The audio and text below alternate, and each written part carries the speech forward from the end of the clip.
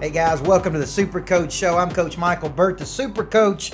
Every week we come into your life to multiply your life, multiply your money, and multiply your business. As you can see, I got a special guest with me today, Miss Cathy Taylor, who's going to be with us throughout the show. You're going to find out why in just a few minutes, because today's show is one I've wanted to do for a long time.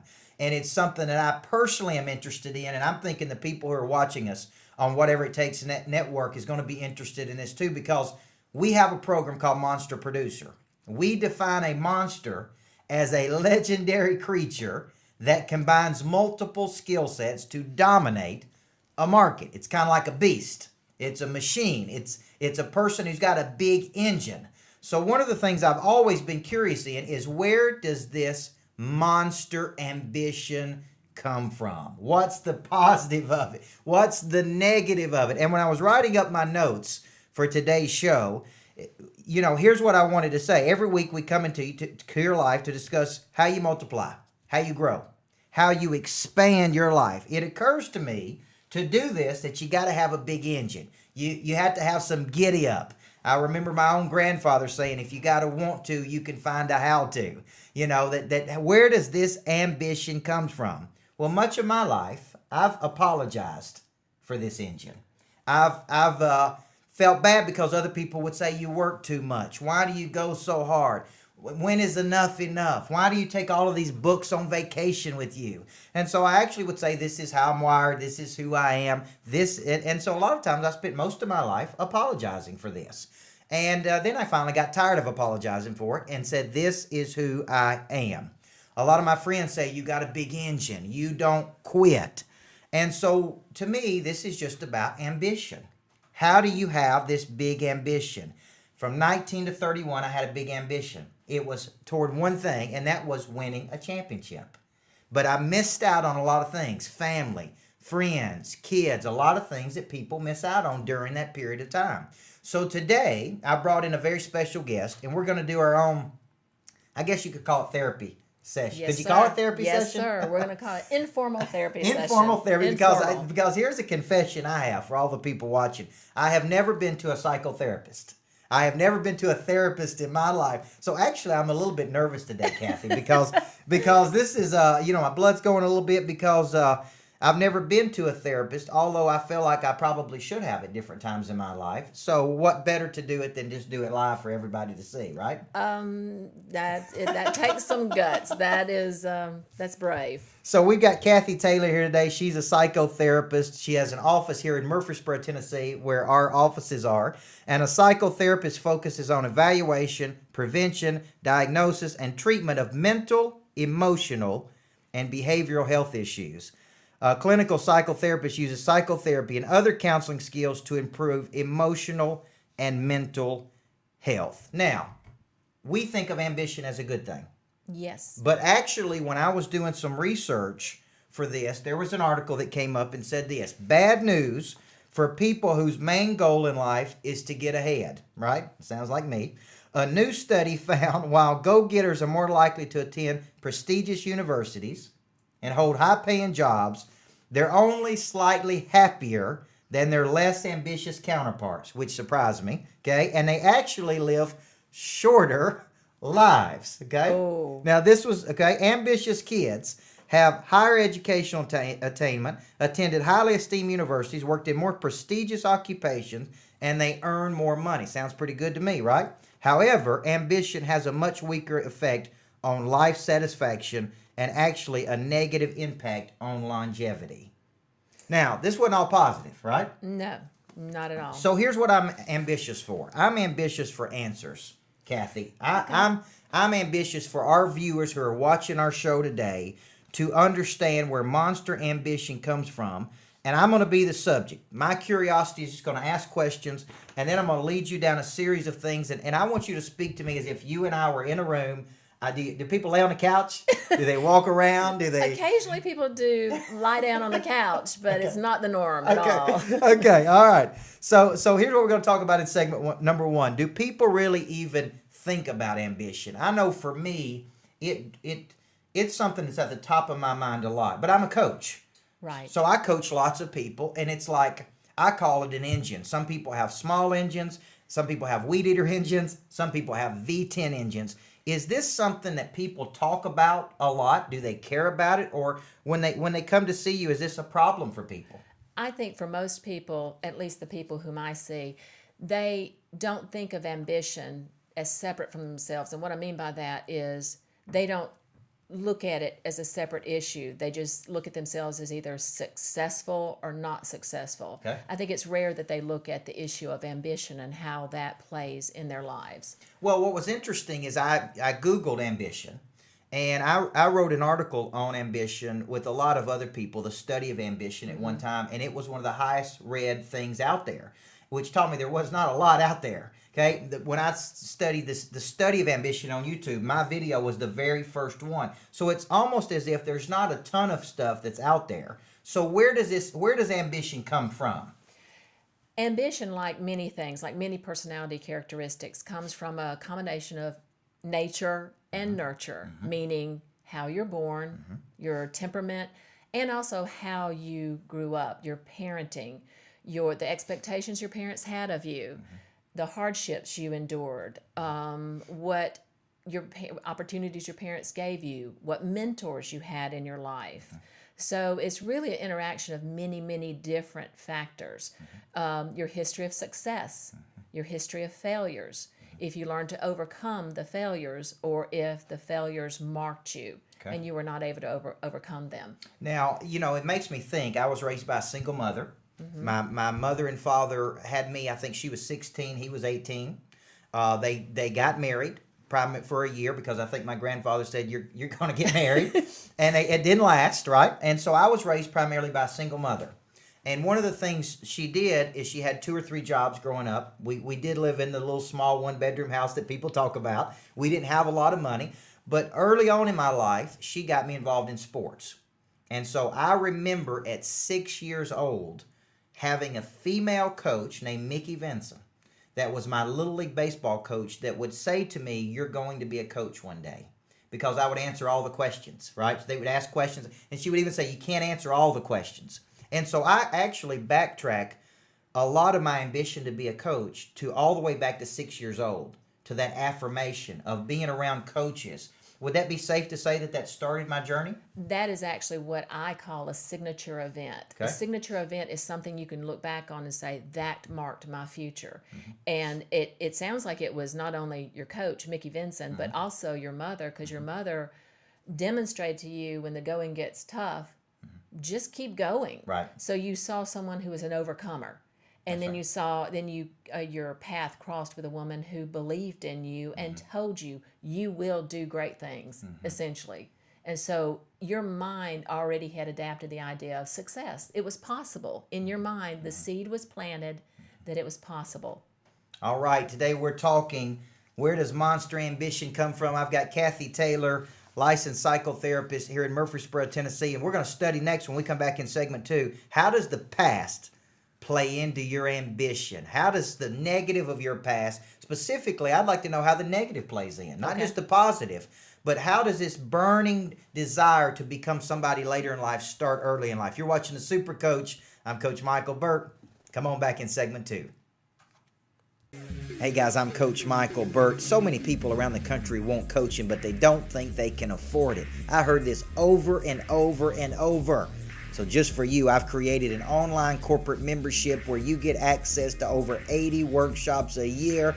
And here's the best part, $99. 5 workshops a month to 7 workshops a month with me, the Super Coach, on everything you can imagine. Sales, leadership, marketing, branding, positioning, all of our best stuff in workshops that you can now get online for just $99. Go to CoachBurt.com, sign up under memberships, and start getting some time with the Super Coach. I'll find a Kryptonite in your life and help you play at another level.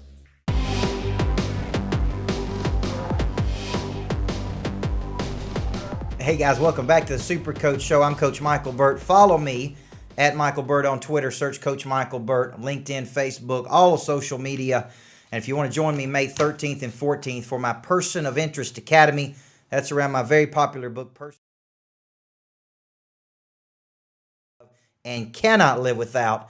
Brand new blue copy versions just came in. And I guess what we're talking about today plays into this. Somewhere along the way, I decided that I wanted to be a person of interest.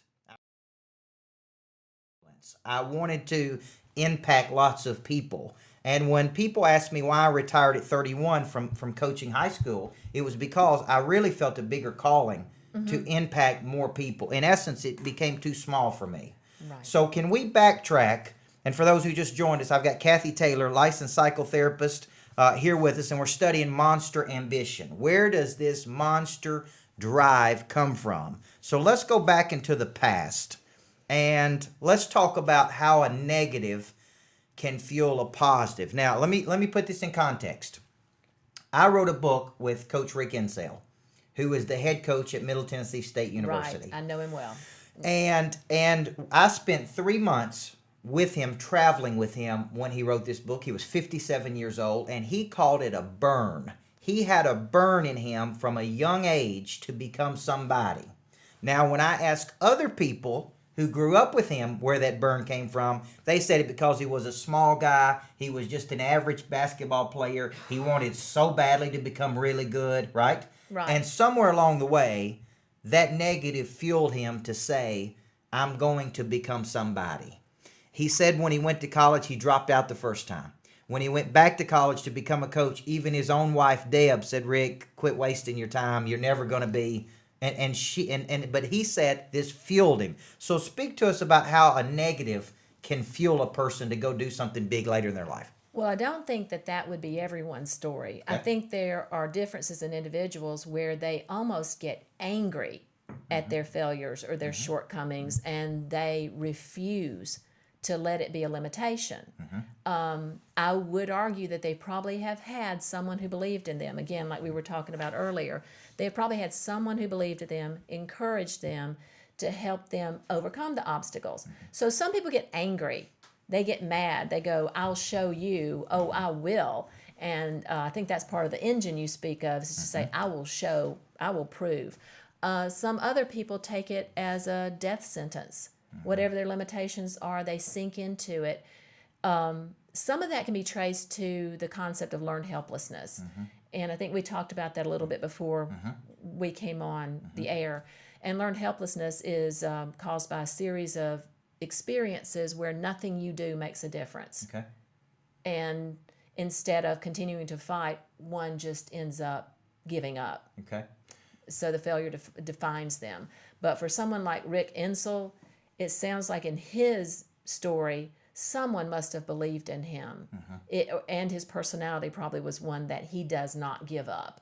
All right. So you speak to personality. Now, Okay. we do personality profiling here in my company. Lots of companies do personality profiling. Is this, and when I remember doing the DISC profile, and I got to the end, and of course I was a very high D, which was dominant personality. I was a very high I, which was ability to influence. I was a very low S, which and C, which meant I didn't really concern myself with rules or regulations. I mean, I'm kind of a rule breaker. Yeah. And I got done, and I asked the person, why am I like this?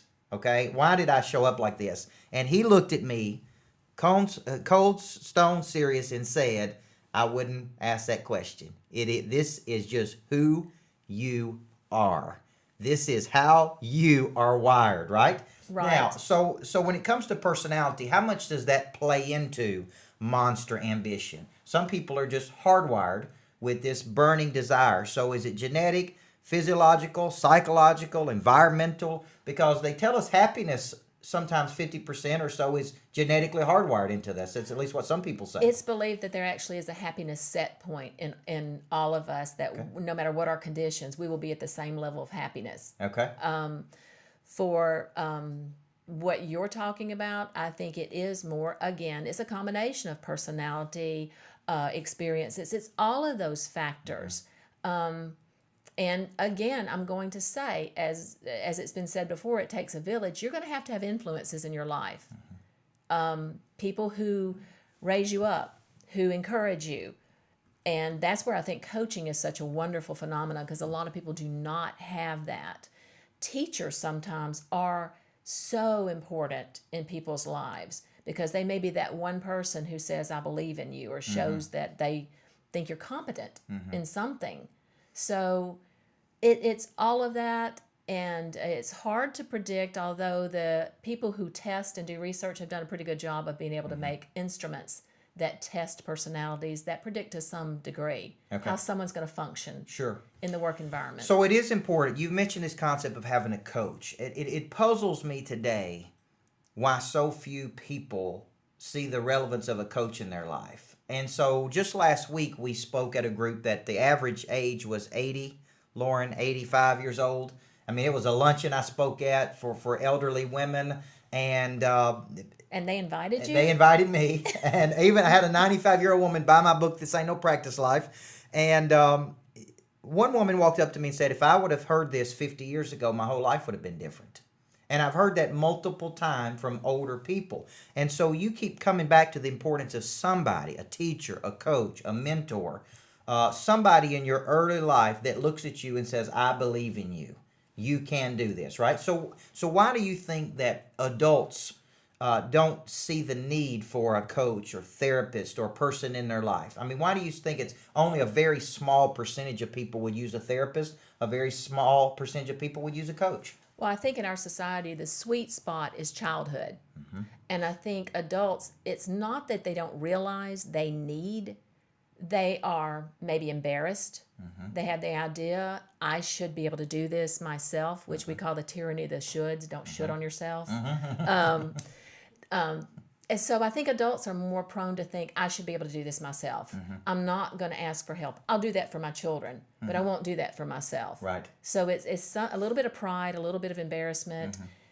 And we're in a new age. It used to be that you actually had an extended family near you that would go with and encourage, and if this person weren't good at this particular task or area of encouragement, this other person would be. We don't have that anymore. Our families are now scattered. So we need other people in our lives more than ever, but the transition from the old way to the new way, it's taken a while. And when it comes to ambition, I think I've told you this before, I've been kind of the black sheep of my family in a good way because I'm so different than everybody else. One Christmas, I gave everybody a copy of one of my books, and I don't think they took it very well. Like, read this book. But I've had a hard time identifying with some of my family because when I go back, they can't understand me, and I can't understand them, and we don't have a lot in common sometimes. And so sometimes some of the dysfunction obviously starts in the family, right? True. And some of the lack of confidence and belief in oneself starts there. True. They don't have somebody at home saying, I believe in you. And now that I have a 2.5-year-old daughter, I think the biggest thing I can do is affirm and validate her worth and potential in a way that she says, I can do this. As long as it's legitimate. And I would add that that's very important. I don't think it's particularly helpful to tell children, oh, you did great, and just go, yay, about everything they do. That's right. It needs to be something that is truly, it resonates as true. Yes. That it's legitimate praise, not just heaped on praise for praise sake. Yeah, and I agree with you there. And I think it's hypocritical for parents to look at their children and say, you have potential, and them not see their parents realizing their potential. I really think they should see their parents stretching and growing and expanding. I agree. And because as a coach, parents would drop their daughters off to me and say, my daughter has a lot of potential. She just needs coaching. And I would say, have you ever sit down and talked to her about potential? Has she watching you reach your potential? And it was always, they need to do this. And a lot of times I was like, well, they need to see you doing it. You're right. I could not agree with you more. All right. Today on Super Coach, we're talking monster ambition. My special guest, Cathy Taylor, licensed psychotherapist. When we come back, we're going to dive some more into your past. And I'm going to ask the big question. When does my ambition become unhealthy to everybody around me? We're coming on back to Coach Micheal Burt, and you're watching the Super Coach. Hey guys, Coach Micheal Burt, the Super Coach. Come and spend 2 days with me and learn every trick, every strategy, every tool, every technique I use to become a person of interest. I've got my Person of Interest Mastery course coming May 13th and 14th outside of Nashville, Tennessee. Spend 2 days with me, dinner with me, time with our staff, and I'll teach you every strategy on how to become the celebrity in your space that dominates. You get licensed in the content to teach it for money. You get all of the content with the books, the QR books, and all the handouts and PowerPoints. Come spend 2 days with me. Person of Interest Mastery. You'll walk away and be the dominant player in your space.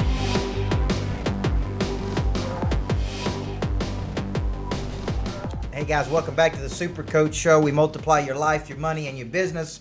You can follow us on iTunes or my favorite app, Stitcher Radio. Click on Super Coach. You can watch us every single week, 2 p.m., 3 p.m. Eastern on Whatever It Takes Network. Today we're talking, where does monster ambition come from? We define a monster as a legendary creature that combines multiple skill sets to dominate a market. Why do some people have ambition, some people not have it? And the big question, Cathy Taylor, who's my guest today, psychotherapist in the studio with us and giving me a little bit of a therapy session. Okay, I probably have to give her some money after this thing is over. But when can ambition become unhealthy? Well, I think as with anything, there's probably malignant ambition, which is very self-serving. It's very driven by narcissistic needs for accolades, importance. And there is ambition that seeks to make the world a better place, help others to achieve like oneself, like being a mentor. So I think it depends on who's your audience. Who are you serving? Are you serving self?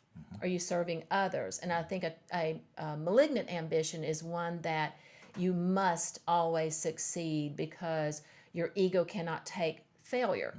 And if the ego can't take failure, then you can find yourself, unfortunately, as your own source of success lacking. And that's when burnout can start happening because you can no longer maintain it because it has to come from yourself. You're feeding your own ego. Okay. Well, we talk about a lot sometimes that to me, burnout is when you lose joy or passion for what you do, right? Right. And so this is hard. This is a tough one. Let me tell you why. In our business, in my business specifically, I write the books, I speak at the events, and so this comes across sometimes as self-promotion. But when you're the product, we're not selling a product, we're selling me. We call it lightning in a bottle sometimes. We're selling energy. We're selling future. We're selling an intangible. That through a relationship with us, you'll be in a better state in the future than you are right now, right? Right. And so I guess you have to have a little bit of confidence, healthy ego. Yes. And healthy narcissism. When you hear the word narcissism, it doesn't mean, it's not a dirty word. There's just terminal narcissism, okay? And then there's healthy narcissism. If you didn't have a good sense of self, it would be hard to accomplish much of anything significant. Okay. So there is unhealthy levels of ambition. Yes. That could, all right, so we hear this word balance a lot. Okay. Now, all of the successful people I study say balance is a myth. Balance is, if you're not prepared to work 70 hours a week, prepare to fail. There's no such thing as balance. People are off balance in all parts of their life when they're trying to obtain something. What is your personal belief about balance as it relates to ambition? Okay. For a highly successful person, monster ambition, the balance is going to need to be that what you're doing with your ambition feeds back to you. It doesn't deplete you, but you can get energized from it. So if you can get energized from what you do and it's not depleting your reserves, but you get charged up about it, you love what you do, I think you're going to see yourself less prone to burnout. Now, that being said, I do think anyone's prone to burnout. Absolutely. So you need to also have an ability to take time out, maybe take an hour out of your day and calm your mind, calm your body, do something enjoyable. Go to the golf course or go shoot some hoops. Do something where you get to, you either are still or in movement, but not working necessarily. Gotcha. Yeah. So when you think about this, you mentioned ambitious people have this internal engine that a lot of other people look at and may not have an engine that big. Right. So for the people that don't have an ambition, that seem to just kind of be surviving or making it through, and they have a wanting for more, but they can't seem to get the engine, how does that happen and what do they do? Well, how that happens, I think, does start with a belief in the self. Okay. Like, we go back to again, have they seen success in their lives? Have they had success themselves? How do you get them started? Success breeds success. I think people who lack ambition do need a coach, a therapist, a coach, a teacher, someone, a mentor, so that they can have that first all important success. So they can see that it is possible, and they can experience the satisfaction, and then they will want it more, and then they will be motivated more to have it again, because it is pretty reinforcing. Sure. It really is. To have success feels good. Right. And so most people just live that cycle until something comes along and breaks that cycle. Right. It's almost a catalyst. Right. I mean, I'm thinking of people in our coaching programs now that for years were looking for something. They just didn't know what they were looking for. Right. And so now their confidence grows. They're speaking up. They're not as shy. They're pursuing more. They're engaged in self-improvement. And it's almost as if we just came into their life and was a catalyst for them. Absolutely. With no catalyst, though, we continue to repeat the same patterns over and over and over. Absolutely. And this may be an extreme example, but people I see may suffer from agoraphobia. That's a condition in which a person is so fearful of everything outside their comfort zone shrinks and shrinks till they might just be living in their room, in their home. And the way you get them out of that is with what's called successive approximations. Simply put, that means first get them out the door. Success. Next, get them down to the mailbox. That's success. Then get them in the car and just keep a little bit at a time, success upon success. And before you know it, they're driving, they're going to a job. So it's an example. So in the coaching world, we say private victories precede public victories. Yes. Small, mini victories add up to become big victories, right? They strengthen the psyche. And it's the battlefield of the mind. It's the battlefield that you're trying to win. But very few people will break this cycle without a person coming along. Now, does that speak to someone has too much pain or potential? I mean, we'll hear a lot of people say that people are motivated by either pain or potential. They get sick and tired of being sick and tired of something, or they're motivated by some future state that they can feel themselves moving toward. What's your thoughts on that? It's both. If they can imagine that they truly can attain something, they will be motivated. Pain of staying in pain is a great motivator too. However, I see people in my practice who they're trying so much to avoid pain that they do nothing. Even though they live in pain, they fear. They get institutionalized and they fear that the pain they're experiencing, well, I can live with this pain. I don't know what the pain is out there. And they won't move and they stay stuck because they're more fearful of, what is it, the devil? You can live with the devil you know. It's the devil you don't know that you're afraid of. So they just stay paralyzed. Right. All right, let's talk about monster ambition in the workplace. If you know, we've had a lot of turnover in my company, and a lot of people burn out at the 6-month mark. They get tired and fatigued at the 6-month mark. Most people have a breakdown. And Lauren would tell you she's had one. I have those from time to time. What are you doing to these people? Well, here's what they would tell you though. They would tell you the pace they never anticipated. They would tell you the hours, the travel, the intensity, the pressure. Now, I look at that as a person that says we have a small company because it's a small and growing company. There's not always the infrastructure in place. You're doing the job of multiple people because we're not to a point to hire other people. But I see my work as my calling. I see it as that I was put on this earth to do this. So to me, it's not like work. No, that gives you juice. That gives me juice. Whereas I think sometimes employees, it may not be exactly their calling. So so it's like when you're asking me to extend and work longer or come in early, I think it adds some pressure to them. Or just the pace is just going so fast. So how do you solve that problem? Because I see it as being ambitious. They see it as being a dictator. I can understand too, because if I was in their shoes, I may see it the same way. I've worked for people who were not as driven. I wanted them to actually get tougher, work harder. You know what I mean? I'm like, hey, toughen up a little bit. Toughen up, get out of my way. But in our company, this has been a problem. And so it's been this struggle of, hey, is it you? Is it them? Walk us through, if I was sitting on your couch today, and I came to you and I said, man, I just may be a son of a bitch. And I may be so difficult to work with that I need to work on me. What kind of questions would you ask me? Lauren, I know you're loving this. Well, with regard to your hiring practices, I'd ask you, I know you use the DISC. I would ask you what your expectations are of yourself first, and I think that would be pretty clear and easy for you to do, and what your expectations are of your employees. I would also caution you to watch out for employees who are people pleasers, because while they will work very, very, very hard on the front end, they give too much. They give too much too soon, and they don't pace themselves. And they may be so attached to an outcome that they can't hang long term, because they need some kind of, well, where are we going with this? Where's the end product? And if they can't see it, it's hard for them to keep going. So the common day term for that would be codependency. Okay. You don't want someone who's so attached to pleasing you and wanting your favor that they give everything to that, and there's nothing in it for them other than you're happy with them. Okay, I got you. And you will see that work very, very hard, but can't work very long. So the 6-month mark, they start to fizzle out, and then they need some... Right. Okay. And you might want to work in some fun Google company type stuff where you're throwing around beach balls in here. I don't know. Well, let me speak to that. Because when it comes to monster ambition, I think a lot of people we did a show called Working for a Monster. And the thought was, I work with a lot of high D, type A, firstborn Leos. That's me, okay? Okay. And so here's what I hear from them. They come to me as the coach and complain about their boss. If my boss wasn't like this. The boss comes to me and does what?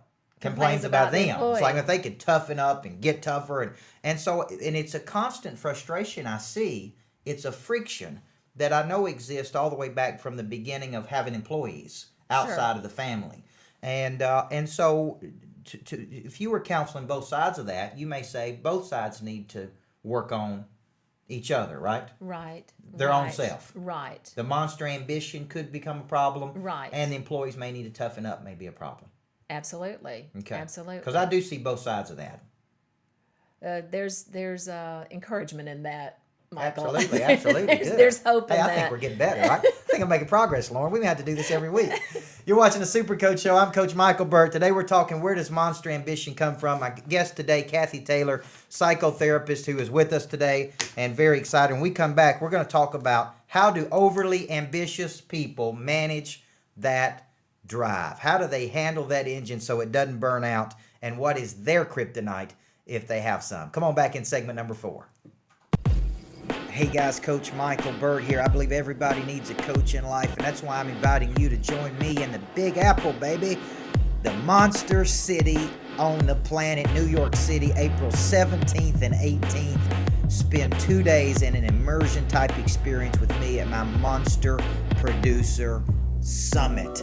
I'm going to teach you the 7 frameworks of a monster producer. I'm going to teach you how to take monster action, a monster explanation of services, monster selling system, how to get monster attention, how to keep your monster swag, and ultimately how to build a monster enterprise. For $499, join me at the Sheraton, New York City, Times Square for 2 days, 8 hours.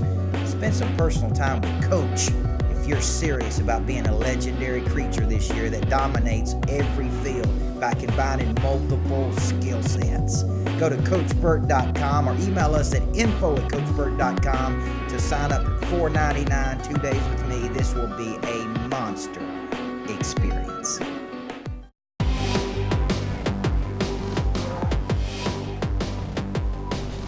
Hey guys, welcome back to Super Coach Show. You can follow us at Micheal Burt on Twitter. Listen to the show on iTunes, Stitcher Radio, or Podcast Republic, or you can watch it every single week on the Whatever It Takes Network with my buddy Grant Cardone. Today we're talking with Cathy Taylor, certified psychotherapist, and we're doing a little therapy session here, and I'm having a lot of fun. Actually, I'm feeling better about myself, Cathy. I think Lauren's going to be a benefactor of this because working for a monster ain't easy. And today we're talking monster ambition, and on the break we were talking about and discussing this concept of, you said in my past as a coach, I was very successful. I was very disciplined. I was very structured. We did not take time to celebrate very much, but we built this machine, and I called it the Greatness Factory, because we could take people from all walks of life, all backgrounds, and manufacture greatness in the eyes of the world. And 100% of our players went to college that played for me for 4 years. Wow. So there was a successful, we did life after basketball. I taught my players the 7 habits of highly effective people, the principles of good to great.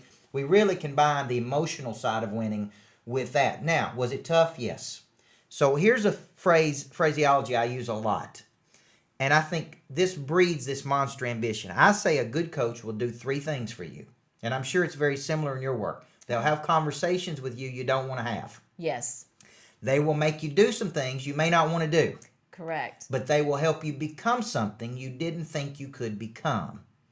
Okay? Yes, Does a good therapist do that? Absolutely. Okay. So along those lines, when I push people with this monster ambition, I'm speaking to all the type A, high D leaders out there. They believe that that's part of who they are. They're here to push you to levels of uncomfort so that you can stretch and grow. And reach your potential. And reach your potential. Because my personal philosophy is that we can't reach our potential on our own. Because when it gets hard, I contract and retreat. That's why I have a personal trainer that I hire. Right. Because I won't push myself in the gym as hard as he'll push me. And no matter as much as I don't like it, when we're finished, I always say, thank you. You made me better today because you pushed me. How does that play into monster ambition and us pushing people too hard? And that maybe they don't have the same ambition we do. I think you've got to have some level of intuitiveness to be able to pick up on when you're pushing too much, because there are a lot of people who won't let you know you're pushing me too hard, especially if they feel like they have to live up to a coach. So I think you've got to develop an instinct, an intuition, a feel. And you can pick up on people's kind of force field, emotional field, where you can feel that they're starting to crumble or it's too much. They get frozen or it's taking them longer to move on your directions. They look confused. I would say at that point, you need to pull back a little bit. You need to, like I say, feel their force field. All right, so my daughter, 2.5 years old, I want her to have a healthy dose of ambition, which I think she has. Genetically. She seems relentless, okay? And every time when we're at the house and she's doing this, and I'll say, will she not just slow down or stop? And Natalie always says to me, what do you expect? She's your child. What do you expect? She is relentless toward what she wants, right? So let's say I have a child, and I hear a lot of this as a coach. My son or daughter is 20 years old, 25 years old. They seem lost and confused. They don't have any ambition. What book can I buy them? What can I do to turn them on? People come to me with these questions, okay? And to me, as a coach, I've always said, they have to be turned on to something by somebody. Right. Okay? And if they've never been turned on to something by somebody, there's no ambition. Because they don't really have any clarity. What advice would you give those people? For that age group, and I do see quite a few people in that age group, I think it is critical to find someone with whom they can walk. Okay. And when I say walk, of course, I mean walk through life, learn from, because, and it may just be in my field, because people come saying they have a problem, but in my field, people get they come stuck. And they don't know how to take that first step. And you can give them book after book. I did that early in my practice, and they just come back with a book and say, I read it. But it's as if they need someone to be their feet for a while. Right. To go, here's how you do it. Not just read the words, but show them, take them, expose them to things. So, and with regard to your daughter, I don't think you're going to have a lot of problems there. Just expose her to a lot of different things so that, and this is actually true in my own life. I have a son who was a really, really good pitcher in baseball, a lefty. That's all he did. All he did. He went to college on scholarship, threw out his arm. These stories are as old as everybody knows one of these stories, and he was lost. Because, in my opinion, we had not broadened him enough. He had one thing, and it was baseball. Yeah. And everybody, his coaches and us, poured everything into that arm. And when the arm gave out, he didn't have anything. So I would say to people, please make sure your children are exposed to more than one thing. And help them to develop more than one competency. Yes. Well, we talk about in the book Swag about how you need to diversify your confidence. Absolutely. And a lot of people put all their eggs in one basket. If that one basket is not going well, then their confidence is shot, right? So that's good advice. I'll definitely take that advice. Here's a question. If you live with a monster and they think all the time, they never shut it down, how do you need to handle that? Because I remember them asking a question of Steven Spielberg's wife once, and they asked Steven Spielberg's wife, if Steven Spielberg was a ditch digger, would you still be married to him? And she replied, no, because that's what I love about him is he never quits thinking. That's who he is. That's what I'm attracted to. Because she said he wouldn't be Steven Spielberg if he was a ditch digger. Now, how does a person live with a person that never cuts it off? Well, I don't think that was his first wife. Okay. It takes a pairing with the other person, either really appreciating and understanding, well, both, appreciating and understanding what it takes to be a partner of someone with that kind of ambition. There's not going to be room enough for both to have that kind of ambition. So I would say a partner, a spouse of someone with a monster ambition is going to really need to be good at playing a best supporting role to keep the home fires burning. I've known many examples of that. My dad is one. He succeeded at everything he tried. President of the Alabama Medical Association, delegate to the American Medical Association. Everything he did, he succeeded in. And he would always say his secret weapon was my mom. Because with 5 kids, she helped make it happen. So I think the partnership is needed for someone with ambition, with monster ambition. And it needs to be the right partner, someone who appreciates and knows that they may need to come second to the ambition. And they're okay with it. They get it. Because the biggest thing that the people with monster ambition have to be concerned about is their intimate relationships, their relationship with their children, and the relationships with partners. Because the monster of ambition wants success out there. The success is not always looked at in their own backyard. Now we get to the Kryptonite. I knew he was going to get there before it's over with. Now we get into the Kryptonite. So House of Cards. Yes. You watch House of Cards? I just started watching it. If you don't watch House of Cards, because that is all about power and ambition and their willingness to do whatever it takes to be in power. And they're a power couple. So let's dive in the last couple of minutes of this interview and what may be the most interesting part. All of it's interesting, but this is very interesting to me. Okay. We say on a Super Coach show that every person has kryptonite. Kryptonite is that one or two things that holds them back, right? It's something. And so you kind of got into it right there. What is the kryptonite for that super ambitious monster person, win at all odds, go to the top of the mountain, leave people along the way, don't matter how they get there? What's the kryptonite they need to be aware of that could really cost them? That they can end up not paying attention to those people in their family, their inner circle, their children, their spouse.